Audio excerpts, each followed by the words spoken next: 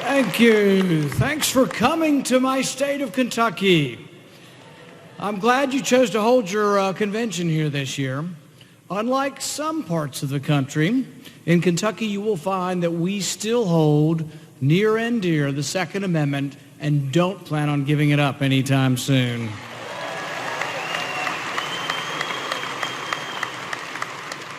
From concealed carry to hunting to self-defense, Kentuckians are proud, and we do protect our Second Amendment here.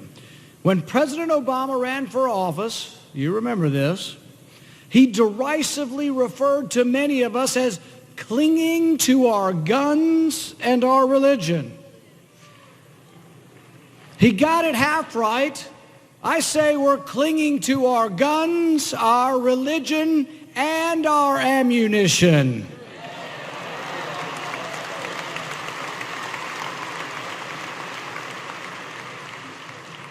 In Kentucky and across the country, I think we're doing a pretty good job defending the Second Amendment. I think conservatives have largely done a good job defending the Second Amendment. Like many conservatives across the South, I'm a defender of the Second Amendment. If you don't believe me, come to my house unannounced. Over the past few years, we've won some great legal victories. Remember the McDonald case, the Heller case. The court affirmatively said that the Second Amendment applies to cities and states. No longer can cities like D.C. or Chicago trample on our gun rights. But you know, progressives won't stop. They continue to try to limit our gun rights. It's as if the other side doesn't even think there is a Second Amendment sometimes. Whether through executive overreach, bad legislation, or the news media and their term is a vital part of the Bill of Rights. I think sometimes both left and right, we single out the Second Amendment, and the public forgets that the Second Amendment is a fundamental right, that our founding fathers found it so precious that they included it in our Bill of Rights. Our defense of the Second Amendment should always remind liberals that the right to bear arms is right next to the right to free speech, to the right to practice your religion, and the right to freely associate with your friends and neighbors. We should never, and I mean never, let them relegate the Second Amendment to any second tier of rights.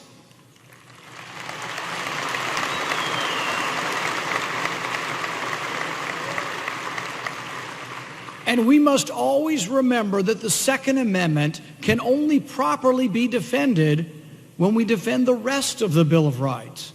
You can't defend the Second Amendment unless you defend the First Amendment. If we diminish one iota the right to free speech, we risk not having the voice to defend the right to bear arms.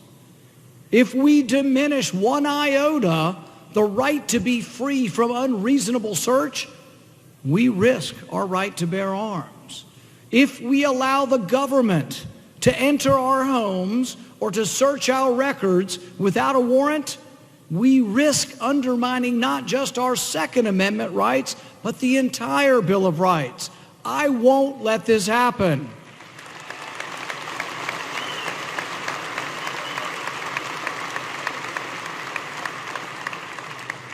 I will stand for as long as it takes to keep the government out of our private lives.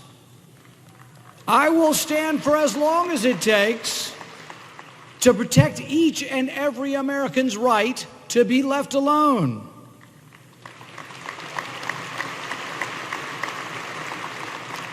In the Senate, I fought to protect the entire Bill of Rights. The right to own a gun is not a historic relic. It's a vital, enduring right of free men and women. Our founders saw gun ownership as the ultimate defense against tyranny. Our founders could not imagine a government that would ban self-determination or self-defense. At its core, the Second Amendment is about something incredibly personal, the right to be able to protect your family, and your friends. The debate over gun ownership arises with every new tragedy. None of us are immune to the heart-wrenching pain of seeing children slaughtered. But we must ask ourselves, how can we best protect our children and protect our rights? The debate over these senseless mass murders, painful as it has been, has brought some insight. These terrible, recurring tragedies keep occurring in one place: gun-free zones.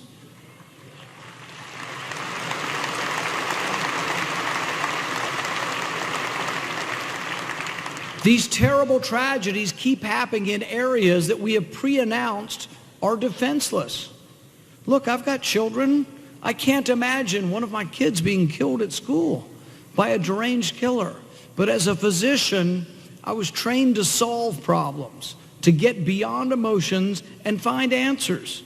For the life of me, I can't imagine how we can legislate away evil.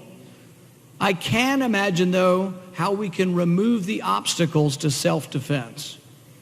I think one way to try to avoid these senseless killings would be to announce once and for all time that no school, no movie theater, no supermarket in America will be left defenseless.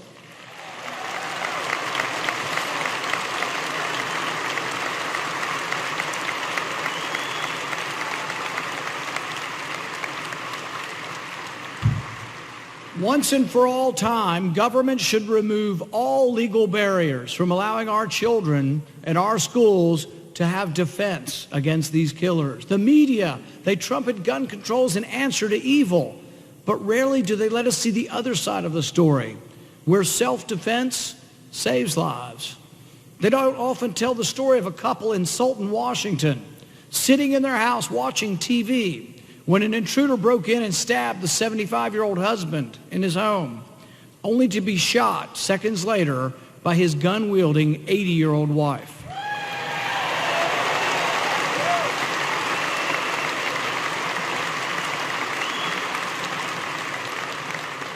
They don't talk about the Tampa, Florida maintenance worker in a church who stopped an armed robber with his own weapon and then kept him captive until the police arrived.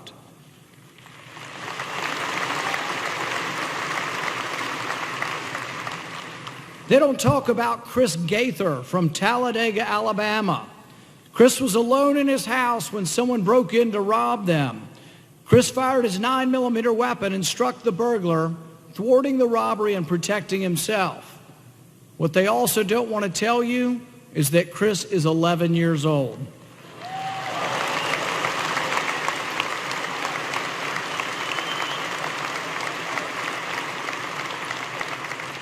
As far as I'm concerned, they raised them pretty well down in Alabama.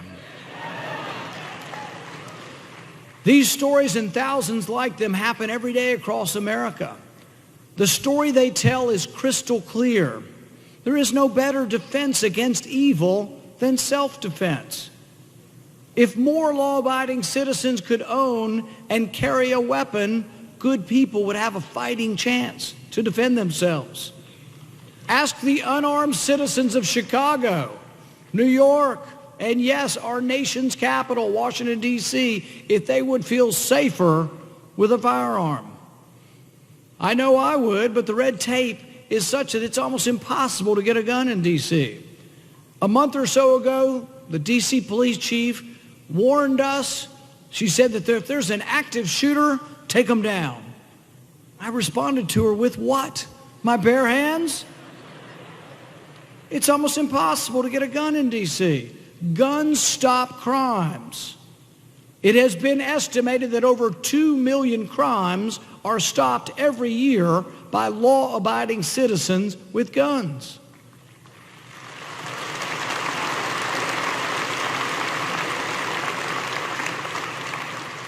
The town of Kennesaw, Georgia passed a law a few years back requiring the heads of households to own a firearm. Home robberies fell 89%.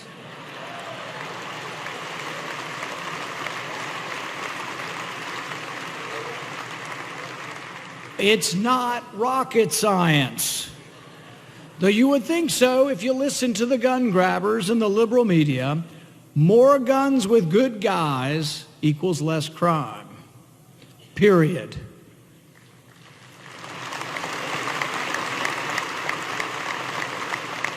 I've spent a large part of my time in the Senate fighting for the Second Amendment. As we speak, President Obama is trying to take gun rights from our senior citizens and our veterans simply by combing through records and taking away gun rights from anyone who has requested that their family help them with their finances, or from veterans with PTSD. I'll be damned before I'll let the government take guns from the very veterans who fought to preserve this country.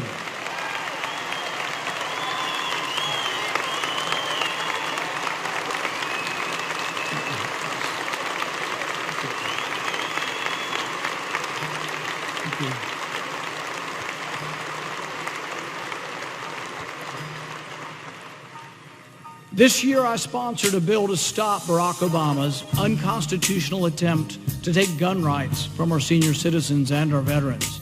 I've also sponsored the Defend Our Capital Act, which provides concealed carry for Washington, D.C. Funny story about that one. I proposed the bill as an amendment to the entire D.C. budget. The liberals were not amused. The committee chair and the Democrats on the committee nearly lost their minds, mostly because they knew that if we had the vote, I was going to win. They couldn't stand the possibility that you could have concealed carry in D.C. They pulled the entire budget down. Rather than even vote on the budget or vote on my amendment, they just pulled the whole thing down. I still get hateful looks from the D.C. delegate. I don't mind making other people uncomfortable if it's in the defense of liberty.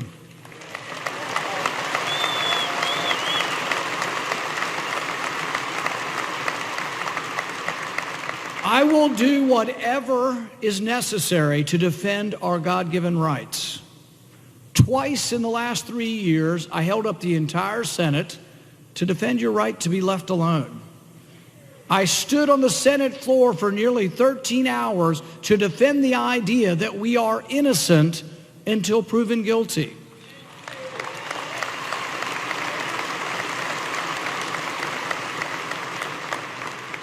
I believe that each of the rights listed in the Bill of Rights depend upon each other.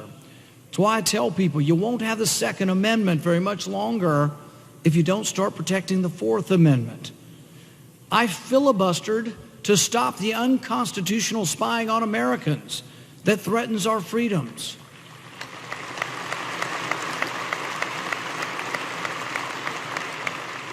We must remain vigilant. A government that can violate your rights, a government that can spy on you without a warrant and then lie to you about it, that's a government that might someday just come to take your guns. The Bill of Rights protects us all, but only if we stand up for the entire Bill of Rights. I've stood against Democrats and some Republicans trying to trample your rights. I was among the first to sound the alarm on the United Nations Small Arms Treaty and its threat to our gun rights and to our sovereignty. Now millions of Second Amendment supporters have made their voices heard on this topic, and we're winning the battle. We cannot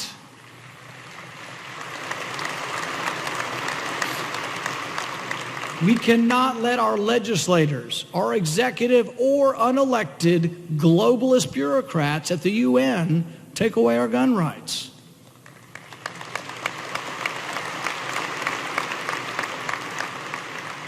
I'd like to end with a quote from Thomas Jefferson, who said, "No free man shall ever be debarred the use of arms."